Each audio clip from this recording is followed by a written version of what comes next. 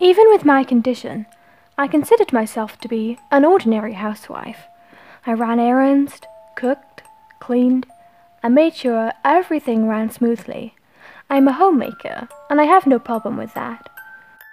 I led the run-of-the-mill life, and actually preferred the comfort and predictability my life entailed. There was one thing about me that separated myself from the other ordinary people.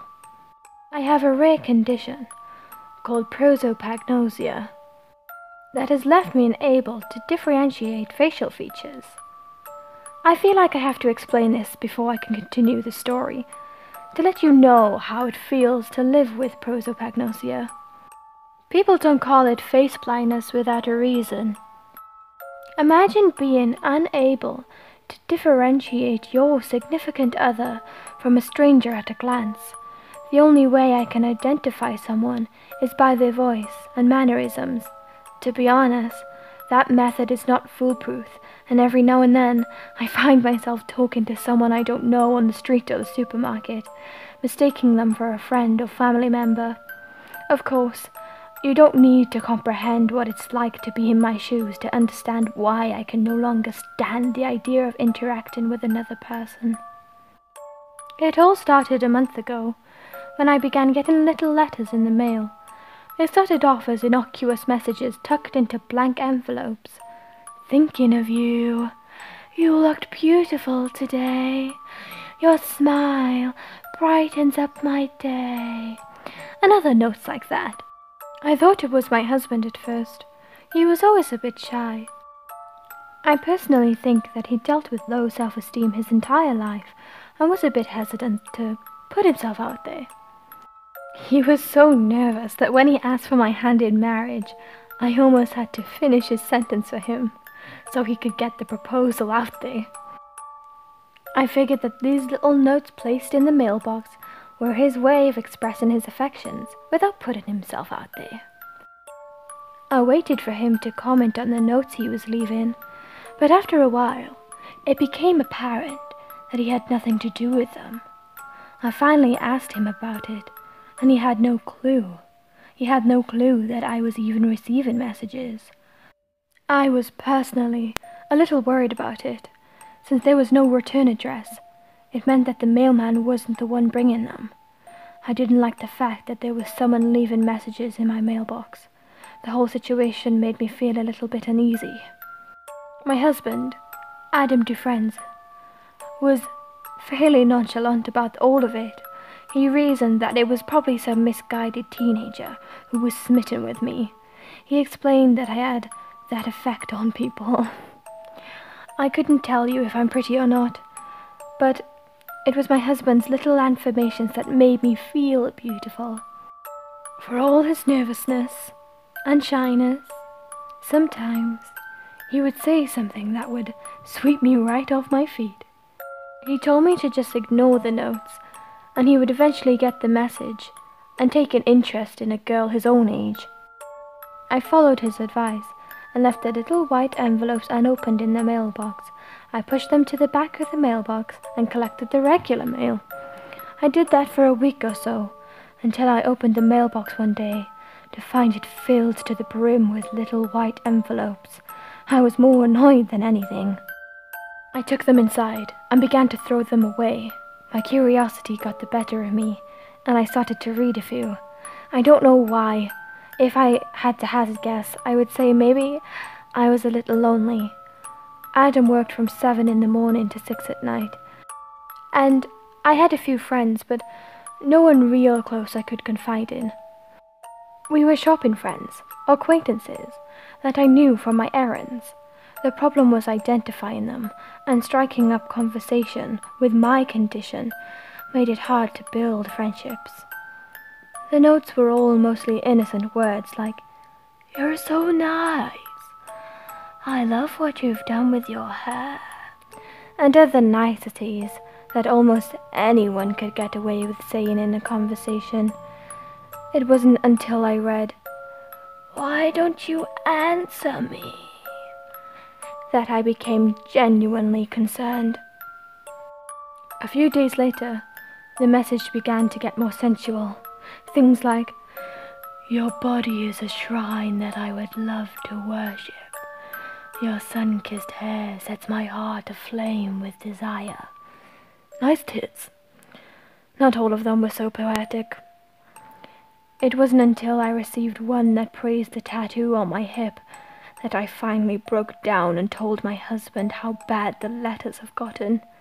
I had a butterfly tattoo, I know, so cliché, on my lower hip, so low in fact that I had to be naked to see it. He finally agreed with me and called the police that day. The police really couldn't do anything about our situation. The officer was even a little nonplussed as to why he had been called. It wasn't until I told him about the note mentioning my well-hidden tattoo that he became invested. He confessed that they couldn't devote any police officers to stake out our house, as they currently had their hands full with some group of idiots calling themselves the Pluto Gang that were running around performing acts of petty vandalism and a few instances of violence. He did confide that if we could manage to capture him on film so we could identify him, then we could get a restraining order filed against my stalker then. The police officer left, and we began to formulate plans as to how we were going to record my love-struck stalker on video. We set up a laptop inside the house, facing the mailbox, and tried to use the camera to record him. The video was such bad quality that Adam couldn't even tell if it was a man or woman out there. I, of course, would be useless in identifying him on account of my prosopagnosia. The message he left was so vulgar that I tore it into pieces and washed them down the drain before my husband could read it. Adam had finally had enough. He decided that he had to threaten my admirer.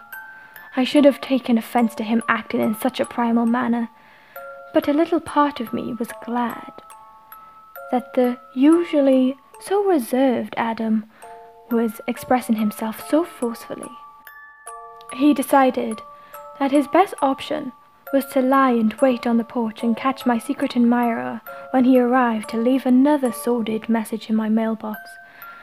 Adam put his plan into effect the next night. I was concerned that Adam might get hurt, so I stayed up with him. I watched nervously from the window as he waited for my stalker to appear. Around 3 a.m, I spied someone emerging into the streetlights a few houses away. He approached our house warily. He appeared to be of average build. He gave furtive movements, afraid to be spotted. I can't describe him any more than that. My husband waited until he opened the mailbox, and then he sprinted from his hiding spot onto the porch towards him. He waved his baseball bat in the air, threateningly at the man, and then the man took off. My husband gave chase, and that's the last I saw of them. They were vanishing in the darkness, where the streetlight failed to provide illumination. My husband returned, 15 minutes later, out of breath. It took a few minutes of looking at him before he realized the problem, and puffed. "It's me, Olivia. I'm Adam to friends." He sucked down a few deep breaths before he huffed. "He got away. I think I scared him off for good." He was sweaty, but that didn't stop me from wrapping my arms around him and holding him tightly. He had just risked his life for me. My stalker could have killed him. He stroked my hair and whispered, "I'd do anything to protect you." As I was wrapped in his warm, albeit moist embrace, I knew those words were true. A few days passed without any notes in the mailbox, and life was beginning to return back to normal. It wasn't until one morning, when I was having a cup of coffee on my porch, that it happened. I saw a man was walking down the street. At first I thought it was just a man walking his dog, but he stopped in front of my mailbox and slipped something inside it before walking away with his dog. I waited 15 minutes before I could gather up the courage to approach the mailbox and retrieve the letter. With shaking hands, I opened the envelope and read, "Your husband is so angry. You should leave him. I I can treat you right. I can make you... I crushed the paper in my hands and went inside. Once inside, I wept. When Adam came home, I broke down and wept in his arms for an hour. He held me and waited for me to tell him what happened. He was furious. We had a big fight over it. I wanted to go to the police and try to get them involved, and he wanted to catch the man himself. In one of the more heated moments of our argument, he shouted, "You couldn't even pick him out of a lineup if you wanted to!" I broke up into a fresh set of tears, and he apologized. Later that night, I went to bed alone while he waited on the porch for my stalker to come back. That happened for the next few days. I would go to bed alone, and my husband would stay up all night waiting for my stalker to appear on the porch. I could tell it was taking a toll on him. He moved around as if in a daze, and I knew that fatigue was getting to him. I started to worry that if he didn't drive off the stalker, my husband was going to go mad from sleep deprivation. I finally cracked and went to the police. The officer was understanding, but still couldn't do anything for our situation. It took me half the conversation to realize I was talking to the same officer who had come to the house call. Sometimes it is hard to tell people in uniform apart. I returned to the house to find my husband home early. I walked into the kitchen and saw Adam checking our voicemail. He had just deleted all messages as he came in. When he saw me, he froze as if startled by my appearance. I asked him, "Why are you home early?" There was a suspicious pause, as if he was not telling me the whole truth before he answered. "I was worried about you. I was worried what would happen if he come back while I was gone." That night, we made love for the first time since the letters started appearing. I don't want to get into sordid details, but it was just so different that it stuck in my mind. Usually our lovemaking is reserved, patient, and methodical. Hell, typically the lights are off and we're under the covers. It is satisfying. This time he was unrestrained. We made love passionately and with such urgency, as if the world was going to end.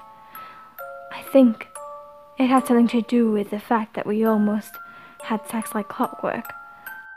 Every Saturday night we would make love. This was unplanned and filled with urgency. There was something bestial about Adam that night. I liked it. In the afterglow, he held me tightly, and we drifted off like that. I awoke that morning to find my husband still in bed. I looked at the clock. Damn! It was 10 o'clock on a Friday, and Adam was late for work. I shook him awake and told him he was late. He told me he cancelled in and wanted to spend the day with me. It was an odd thing for Adam to do, since I don't think I have ever seen him take a day off work unless he was physically unable to get into the office. It was completely unexpected, but I welcomed it, nevertheless. Something was a little off about Adam. He was a bit more clingy than usual. He drifted about the house almost always within a room's distance to me. He was more affectionate than usual. He nuzzled the nape of my neck.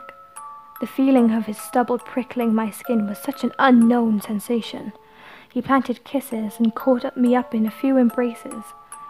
He even playfully swatted my behind a few times. The shy and hesitant Adam was a thing of the past.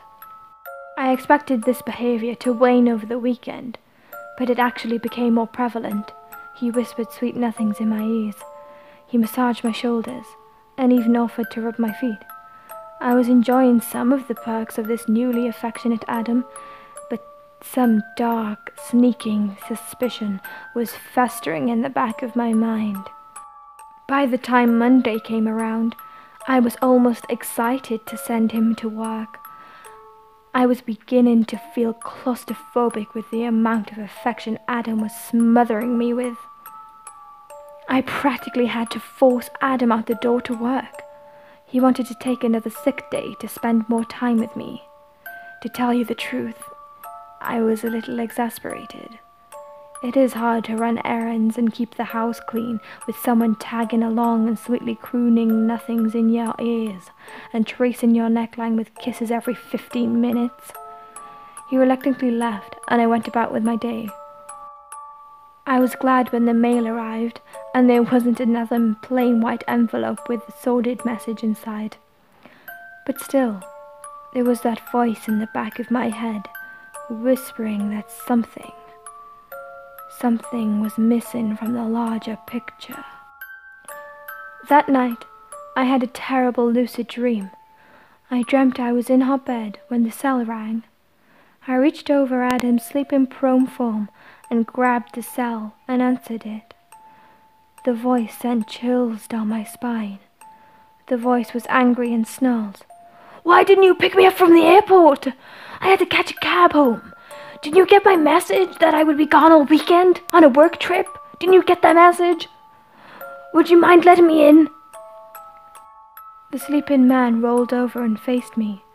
I couldn't recognize his face due to my prosopagnosia, but I knew that whoever was in my bed was not my husband. The man who was sleeping next to me gave a deep laugh, and I saw that he was clutching a white envelope in his hands. He lunged towards me, and I woke up with a scream in my throat. It took 15 minutes to convince Adam that it was all a nightmare and nothing to be worried about. I didn't sleep at all the rest of the night. I never had such an odd and frightening dream in my life. My husband showed some hesitation to leave for work, but once again, I managed to convince him. I hoped silently to myself that this wasn't going to become a daily occurrence for us. I continued with the slew of chores I had accumulated around the house. The mail arrived, and I went out to retrieve it. There was no new envelope. I think my stalker had finally learned his lesson. I decided that we had to celebrate today. I decided I would surprise Adam with a nice stir-fry for dinner. I had a little garden in the back of the house where I could get some fresh vegetables. I donned my gardener's gloves and went out to the back to get some fresh vegetables to use in the stir-fry. I had some meat in the fridge that I could use to spice up the meal. It was Adam's favourite. It was there in the backyard, where I found the body buried amongst the weeds and brush. I didn't see the corpse at first. Rather, I smelled an odd, nauseating odour in the air. At first, I thought it was the compost we dumped in the garden, breaking down and decomposing. It wasn't until it became overwhelming that I couldn't focus on picking vegetables that I decided to follow it and track it down. I had assumed it was a dead deer or something, but when I trailed the scent to the bush on the edge of our yard, I instead found the corpse of a man. Looking back, I can't say what I did with 100% clarity, but I do remember gagging and almost getting sick. I was about to call the police and tell them about the corpse when a horrible thought forced its way into the forefront of my mind. How did he die? I managed a quick glance at the body and knew he had been murdered because his skull was cracked open. It was then that all the horrible thoughts clicked into place. The body was a few days dead. He had suffered a violent death. My husband's recent surge in affection. The man that lied before me was my husband. Even with my prosopagnosia, I knew it was Adam Friends. I was startled out of this horrible revelation by his car pulling into the driveway. I bolted towards the house, hoping to reach the phone and call the police before he could get inside. But as I entered, I found him waiting for me by the door.